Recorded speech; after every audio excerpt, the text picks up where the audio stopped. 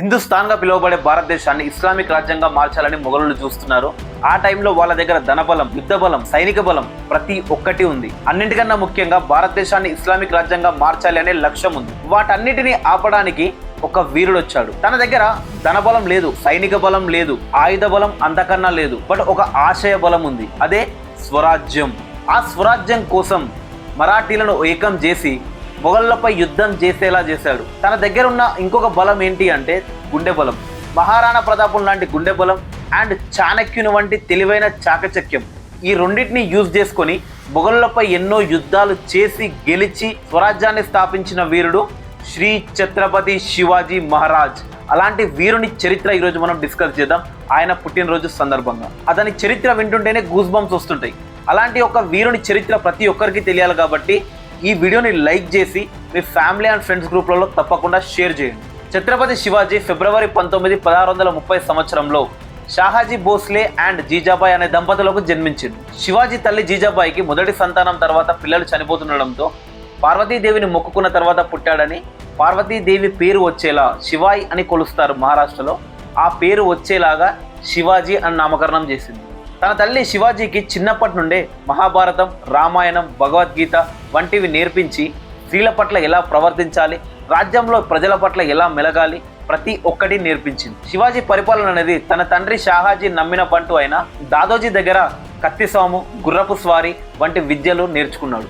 శివాజీ ఎన్నో యుద్ధాలు గెలవడానికి మూల కారణమైన గొరిల్లా వార్ఫేర్ అనేది ఏదైతే ఉందో, అంటే మెరుపు దాడి చేయడం ఏదైతే ఉందో, అది పూణేకి దగ్గరలో ఉన్న మావల్ అనే గ్రామంలో అక్కడ ఉన్న వీరుల నుండి నేర్చుకున్నాడు. మొఘలుల దగ్గర నౌకర్లుగా పనిచేస్తున్న మరాఠీలను స్వరాజ్యం కోసం ఏకం చేసి 17 ఏళ్లకే బీజాపూర్ కోట, తర్వాత 3 సంవత్సరాల్లోనే మొత్తం పూణేని స్వాధీనం చేసుకున్నాడు ఛత్రపతి శివాజీ మహారాజ్. ఇది చూసి తట్టుకోలేక ఆదిల్ షా తన దగ్గర సైన్యాధికారైన అఫ్జల్ ఖాన్ ని పిలిచి ఎలాగైనా సరే శివాజీని చంపమని చెప్తాడు. అఫ్జల్ ఖాన్ శివాజీ గురించి తెలుసుకొని తన గొరిల్లా వార్ఫేర్, తన స్ట్రాటజీస్ అన్ని తెలుసుకున్న తర్వాత ఇలా అయితే కుదరదు అని చెప్పేసి శివాజీని ఒంటరిగా విందు కోసం ఆహ్వానిస్తాడు. దానికి షరతు ఏంటంటే ఎలాంటి సైన్యం లేకుండా, ఆయుధం లేకుండా ఒంటరిగా రావాలి అని చెప్తాడు. శివాజీ కూడా సరే వస్తున్నా అని చెప్పి వెళ్తాడు. అక్కడికి వెళ్ళిన తర్వాత అఫ్జల్ ఖాన్ శివాజీని హత్తుకోవడానికి వెళ్ళి వెనక నుండి కత్తి తీసి భుజం మీద పొడవడానికి చూస్తాడు. బట్ శివాజీ చాకచక్యంతో లైక్ బుల్లెట్ ప్రూఫ్ వెస్ట్ ఏదైతే ఉందో అది వేసుకొని వెళ్తాడు, ఇనుముతో కూడింది. అఫ్జల్ ఖాన్ అలా చేయగానే శివాజీ తన దగ్గర ఉన్న పులిగూరును తీసుకొని అఫ్జల్ ఖాన్ కడుపులో కుచ్చి తన పేగులు బయటికి తీసి చంపేస్తాడు. శివాజీ ఏదైనా ఒక నిర్ణయం తీసుకున్నాడంటే దానికి ప్లాన్ ఏ మాత్రమే కాదు, ప్లాన్ బి, ప్లాన్ సి కూడా తయారుగా ఉంటుంది. ఎందుకంటే preparation is the key. Afzal Khan ని చంపేయడంతో ఛత్రపతి శివాజీ మహారాష్ట్రలో బాగా ఫేమస్ అవుతాడు. ఆ తర్వాత 1660 సంవత్సరంలో ఔరంగజేబ్ మేనమామ షాయిస్తా ఖాన్ శివాజీ పైన 1,00,000 మంది సైన్యంతో దాడి చేస్తాడు. శివాజీ అప్పుడు ఇది సరైన సమయం కాదు యుద్ధం చేయడానికి అండ్ తన దగ్గర ఎక్కువ సైన్యం లేదు అని గమనించి అక్కడ కోట వదిలి వెళ్ళిపోతాడు. సరిగ్గా 3 సంవత్సరాల తర్వాత శివాజీ ఏదైతే కోటను వదిలి వెళ్ళాడో ఆ కోటలో పెళ్లి జరుగుతున్న సమయం చూసి పెళ్లి కూతురు వాళ్ళ తరపులో చేరి శివాజీ కోటలోకి ప్రవేశించి షాయిస్తా ఖాన్ దగ్గరికి వెళ్ళి తన నరకపోతే షాయిస్తా ఖాన్ కిటికీలో నుంచి కింద పడి తప్పించుకుంటాడు.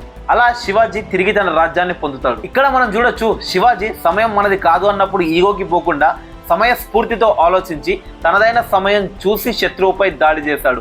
దానికి 3 సంవత్సరాల టైం అయినా సరే వేచి చూశాడు. తర్వాత శివాజీ 1664 సంవత్సరంలో సూరత్లోని మొఘల్స్ పై దాడి చేసి వాళ్ళ దగ్గర నుంచి ఆయుధాలు, ధనాన్ని కొల్లగొడతాడు. ఆ ధనంతో కొన్ని వేల మందిని కొని తన సైన్యంలో కలుపుకుంటాడు. ఇక ఇప్పుడు శివాజీని ఆపేవాళ్ళు లేరు. మొఘలుల్ని, బీజాపూర్ కోటల్ని ఒకటొకటిగా కొల్లగొడుతూ వెళ్తుంటాడు.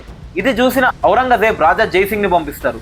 శివాజీ రాజా జైసింగ్ ని ఓడించడం అంత ఈజీ కాదని, గెలవలేమని తెలుసుకొని 1665 సంవత్సరంలో మొఘలుల దగ్గర సర్దారుగా చేరుతాడు. బీజాపూర్ సుల్తాన్ని ఓడించడానికి ఔరంగజేబ్ సైన్యాన్ని సైతం ఉపయోగించుకోవాలని చూస్తాడు.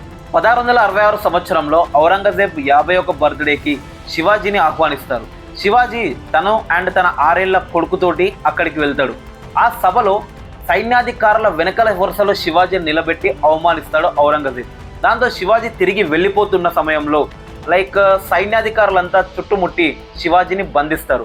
వాళ్ళ లక్ష్యం శివాజీని చంపడం. కానీ వాళ్ళకు తెలుసు శివాజీని చంపితే మహారాష్ట్ర ప్రజలు మొత్తం తిరగబడతారని. దాంతో శివాజీని బంధించి ఒక దగ్గర దాస్తారు. కొన్ని నెలల పాటు ఔరంగజేబ్ దగ్గర జైల్లో ఉంటాడు శివాజీ. శివాజీ అక్కడ పనిచేసే పనివాళ్ళ రూపంలోకి మారి పండ్ల పుట్టల్లో తన కొడుకు తాను తప్పించుకుంటారు ఆ జైలు నుండి.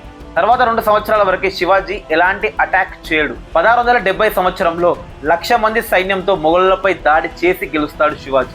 1674 సంవత్సరం జూన్ 6వ తేదీన వేద పండితులందరి మధ్యన రాయగడ కోటలో క్షత్రియ రాజులందరికీ అధిపతిగా తనకి ఛత్రపతి అనే బిరుదు ఇస్తారు.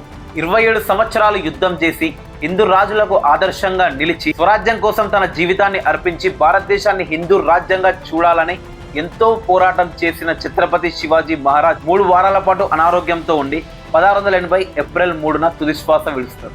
అంతటితో అయిపోయింది అని భావించిన మొఘలులకు శివాజీ కొడుకైన సంభాజీ మహారాజ్ అంతకు మించిన సమాధానం చెప్తాడు. ఇది మన వీరుడు శివాజీ చరిత్ర. సో ప్రతి ఒక్కరికి తెలియాలి కాబట్టి మళ్ళీ చెప్తున్నాను, తప్పకుండా ఈ వీడియోని షేర్ చేయండి. అండ్ అలాగే సంభాజీ మహారాజ్ జీవిత చరిత్ర కూడా మీకు కావాలంటే కామెంట్ చేయండి.